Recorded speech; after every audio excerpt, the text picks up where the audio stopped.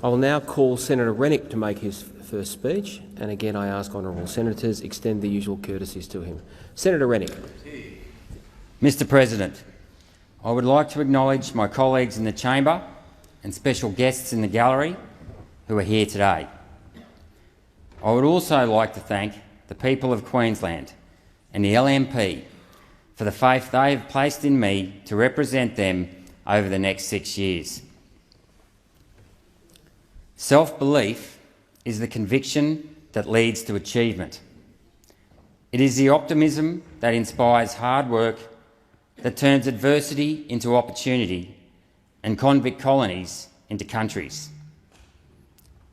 From humble beginnings, modern Australia has overcome immense challenges to become one of the world's great liberal democracies.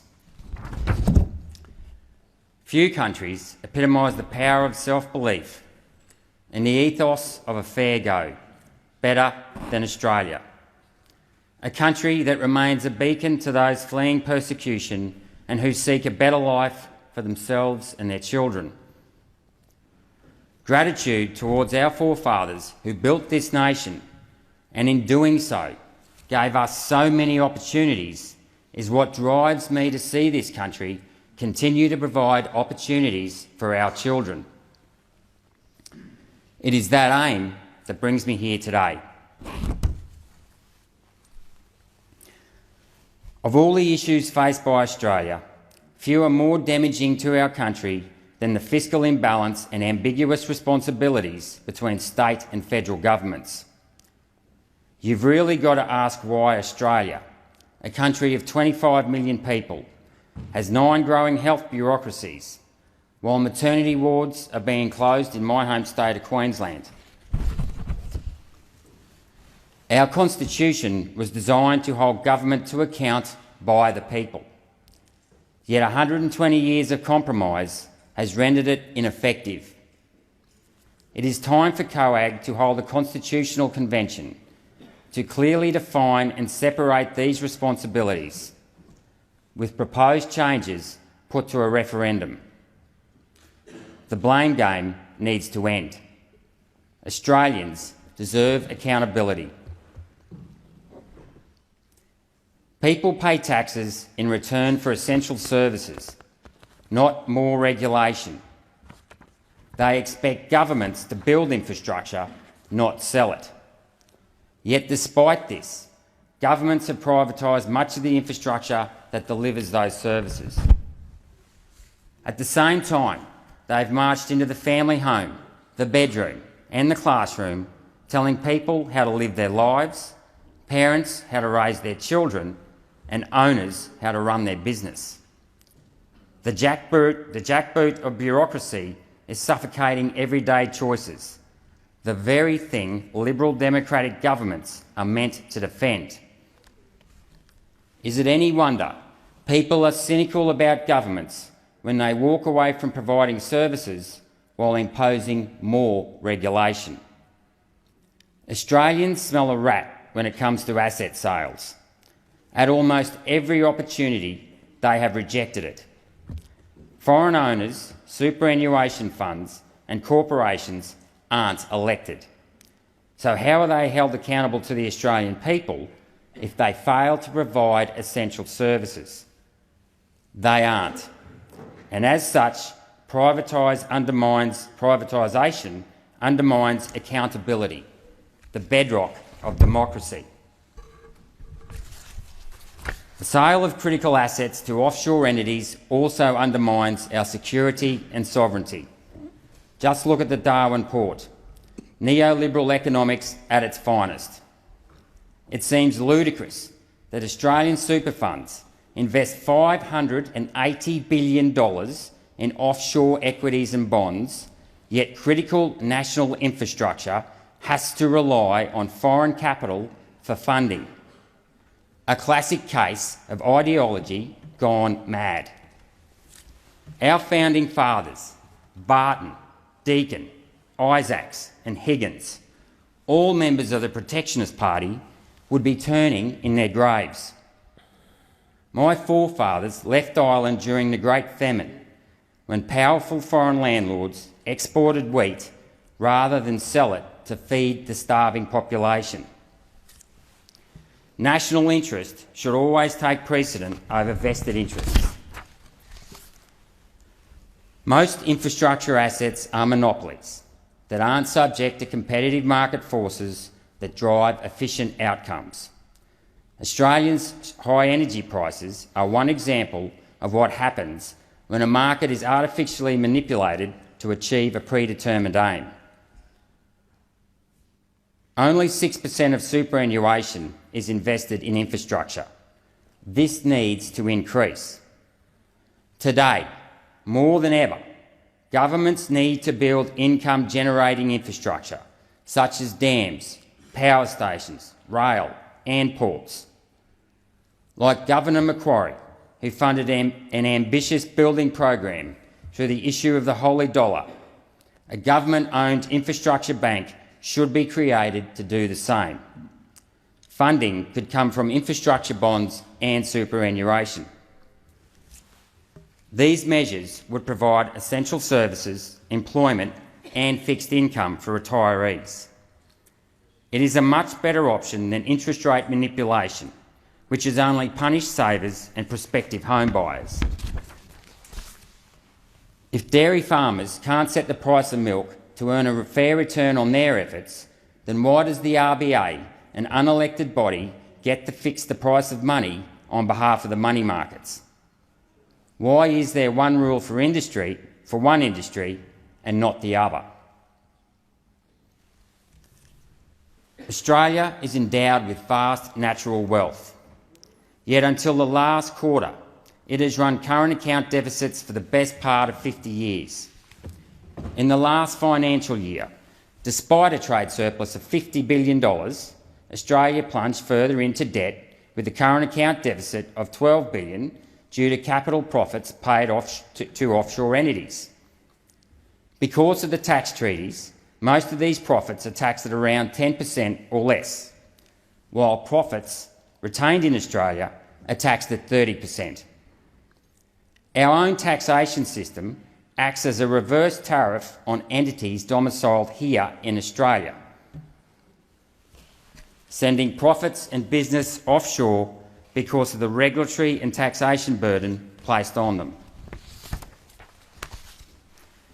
The solution to this is to ensure that the withholding tax rate on profits transferred offshore is the same as the tax rate on profits retained in Australia. Given there is $2.8 trillion in super, tax concessions for foreign investors need to stop. Australia has no shortage of capital. Increasing withholding tax revenue could fund cuts in both payroll tax and income tax. This would give workers more money in their pocket, increase business turnover and boost productivity. It's a win-win. Ultimately, markets are a mechanism for buying and selling goods, not producing them. The mechanism for that is the Australian people. When the convicts got off the boat, all they had was their will to survive. There were no financial instruments, regulations, scoping studies or subsidies in sight. Our prosperity has come from the hands of our carpenters and mechanics, the minds of our scientists and engineers, the hearts of our teachers and nurses, and most importantly, the persistence and innovation of small business owners. Yet today, financial rewards go to the paper shufflers, bureaucrats who impose red tape, lawyers who argue semantics, fund managers who trade financial instruments, and universities who sell degrees. Mr. President, a true market economy is a system in which individuals own most of the resources and control their use through voluntary decisions. It is a system in which the government plays a small role as regulator. This is no longer the case in Australia, where combined government spending accounts for around 37% of GDP. Our remaining GDP is becoming more concentrated between a handful of oligarchs and superannuation funds where there is very little competition or innovation. Australia will not continue to prosper while such a power imbalance continues. Innovation and productivity are driven from the ground up by individuals' hard work, not top down by vested interests shuffling paper. As Adam Smith said, the directors of companies, being the managers of other people's money, cannot be expected to watch over it with the same anxious vigilance with which partners watch over their own. Negligence must always prevail. While economic growth is important, it should not come at a cost to our quality of life. It is time immigration levels were reduced so communities can deal with infrastructure, the environment and skill shortages.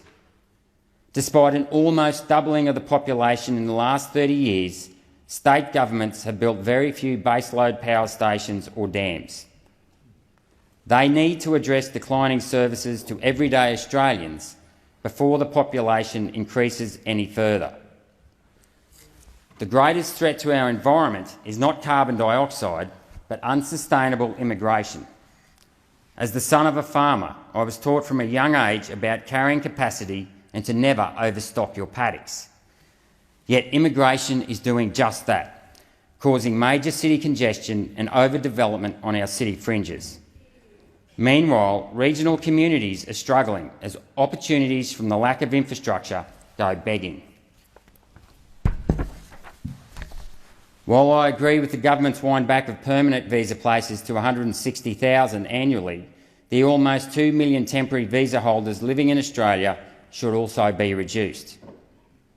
Skills-based training through TAFE should take precedence over non-vocational university studies. Too many young people are graduating from university with massive debts but no employment prospects, while business import labour to fill skills shortages.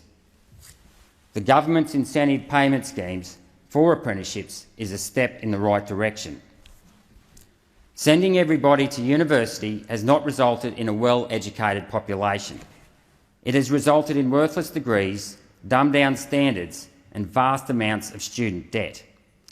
It is a sad indictment on our education system that Australia, a first world country, has to import skilled labour, especially doctors, from developing countries. There are over 600,000 foreign students studying in Australia who use infrastructure funded by the taxpayer. They can also work up to 20 hours per week, competing with unemployed Australians looking for work. It is time universities, and not the taxpayer, funded the economic cost of hosting them. Universities should also underwrite student loans, which total over $60 billion. Why should the taxpayer underwrite this without a guarantee from universities that their graduates will get a job and repay their debts? Almost 20 years ago, I finished a 7-year journey around the world that took me to most corners of the globe. The Elamite Tells in Iran, the Aleppo Souk and the Palmyra ruins in Syria were some of the more spectacular places I saw.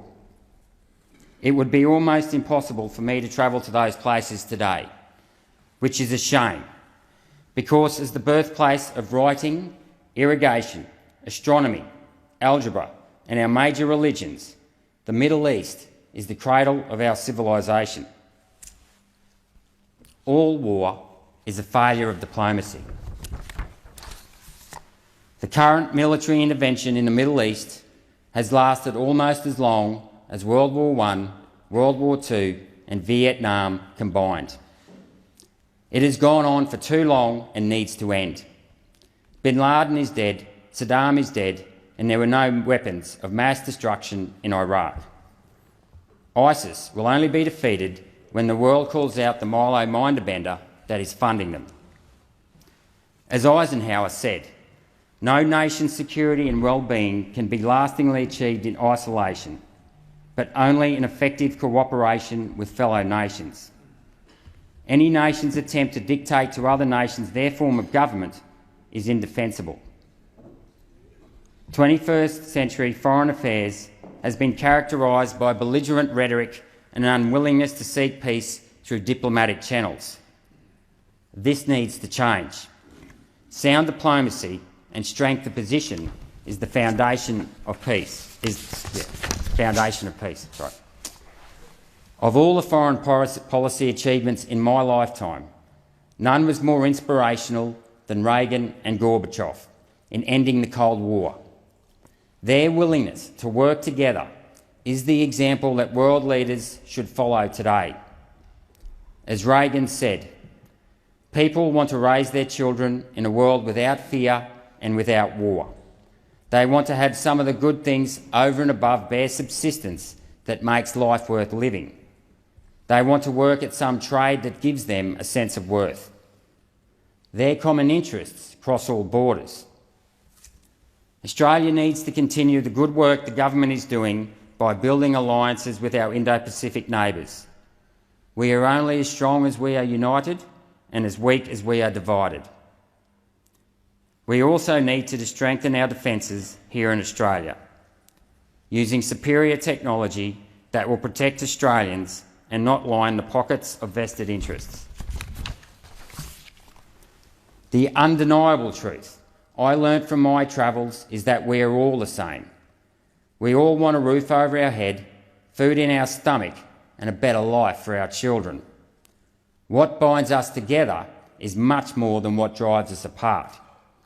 We must promote a unified Australia, rather than ideologies that seek to divide us. To rephrase Reagan, our common interests cross all identities.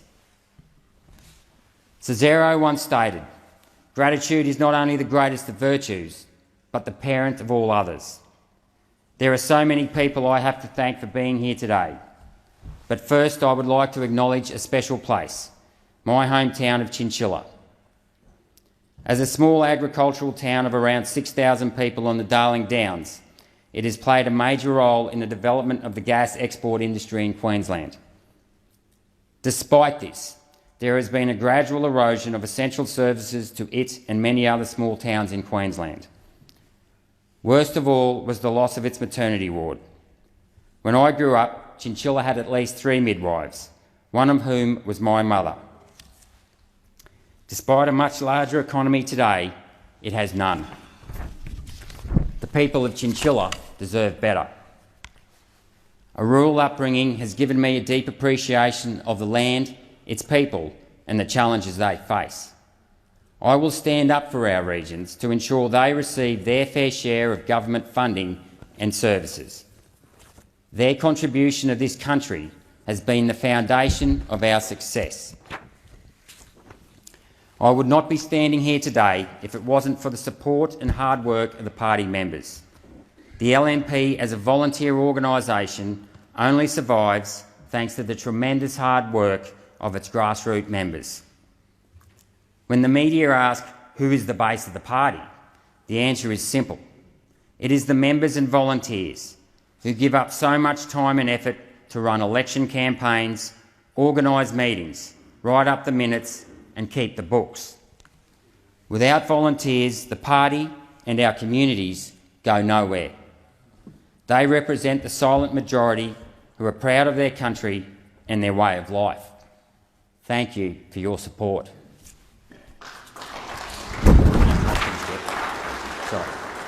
Special thanks to my fellow Senate candidates Paul Scarr, Susan McDonald, Amanda Cam, Nicole Tobin, and to my fellow LNP Queensland colleagues for their invaluable advice and support. I also acknowledge all the candidates who ran in the federal election for having a go. Our democracy is only as strong as the courage of the people who are prepared to stand up for what they believe in. To my mates here today, thanks for taking the mick. God forbid we ever take ourselves too seriously. To my elder siblings, Michelle, Jim and Caroline, thanks for guiding your little brother here today. I know Mum would be proud of us all. To my in-laws, Robin and Darcy, thank you for all of your support and help over the years. To Dad, you've been my political mentor throughout my life, and your values and views I will carry with me in this chamber. To Mum, I wish you could be here. Your unconditional love has without a doubt made me the person that I am today. Family and self-reliance are values I hold strong. The family unit is the foundation of a stable society. As a father of 3, I believe in the saying, it is not what you do for your children, but rather what you teach them to do for themselves. We need to teach our children that with self-belief comes self-reliance. That same attitude is one all Australians should adopt. We should not take our success for granted. To remain self-reliant, Australian control of our infrastructure, defence and natural wealth is vital. How can we teach our children to be self-reliant when we've left them with nothing in the cupboard for them to rely on? For the last 4 years, I've had the pleasure of staying home and raising my young children, so I know how important it is that parents are with their children at such a young age. There is no greater bond between the parent and the child, and it is one that governments should seek to preserve. There is no substitute for mum and dad. This brings me to my 2 great loves, my wife and children. Lauren, you are a wonderful mother and a fantastic wife. I couldn't ask for anything more.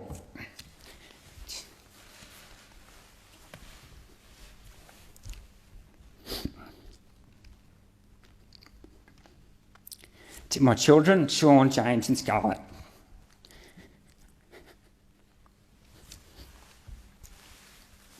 staying home to help raise you for the last 4 years has been the greatest pleasure of my life.